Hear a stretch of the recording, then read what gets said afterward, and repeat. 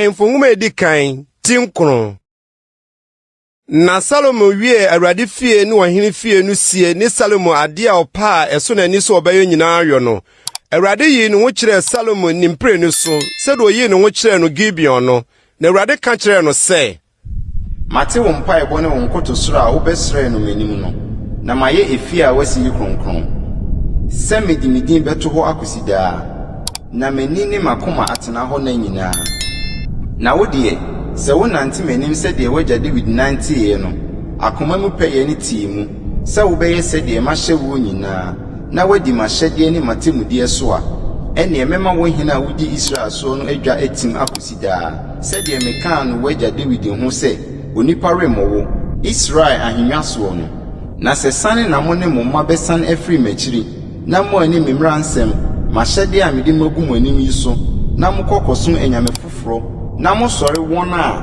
ene metwa Israel afri asase a mede mama won no ani na efi amaye no kronkron mama midin no meto afri mani matwene na Israel bedane ebene nkasedwa aman nyina mu na edan yi ekronko osoro de nanso obiara a wotwam wo ho no ho bedwiri no na wabocheche na wakase enam ede so na Awurade aye asase yi ni efie yi se na obebua se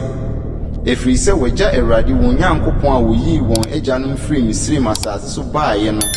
na wakoso so enyame foforo mu asori won asom won enti na Awurade di bone yi nyina aba won so yi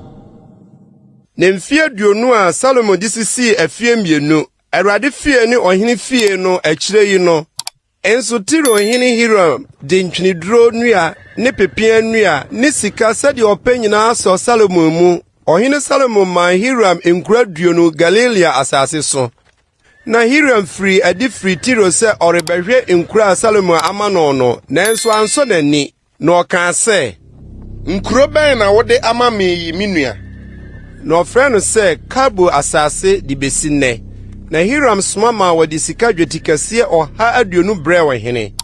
na adwuma to a ohene Salomo gye se ode rubesi Awurade fie ne ono ara ne fie ne Milo ne Yerusalem fasuo ne Haso ne Megido ne Gesa no ho asemnie Mizrim hene Faro afro abefa Gesa di ojaahye na wakunkum Kenafo a wote kuro no mu no na ode ama ne baba Salomo yire no se awarade na Salomo chichiri Gesa ne anafo Bet-horon ne Balet ne Tama ewa esreso asase ne so ne aduane kura nkura Salomo wanyina ne ntiase nam nkuro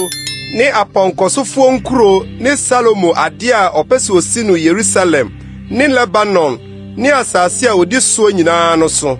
enkrofo a wakafiri Amorifo Hetifo Perisifo Hewifo ne Yebusifo mu a wonfiri Israel mu no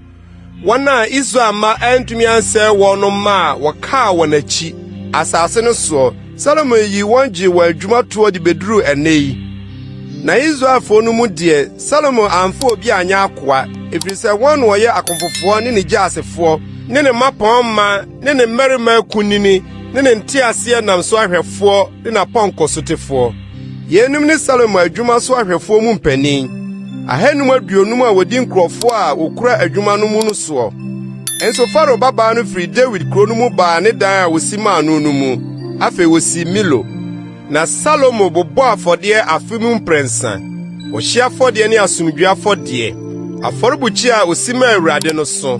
na wo hye aduhwam wode esi Awurade anim no so na wo wie efie no kraa na ohene Salomo ye ahyen wo Esion Geba ewo Eliot ho epokokwa no edum asase so na Hiram sma ne nko a wo ye hyemufo a wonim eponwa asem ma woka Salomo nko ho ahyen no mu na woko Ofir kwaji sika ho dwetikase ha na aduonu na wode bre ohene Salomo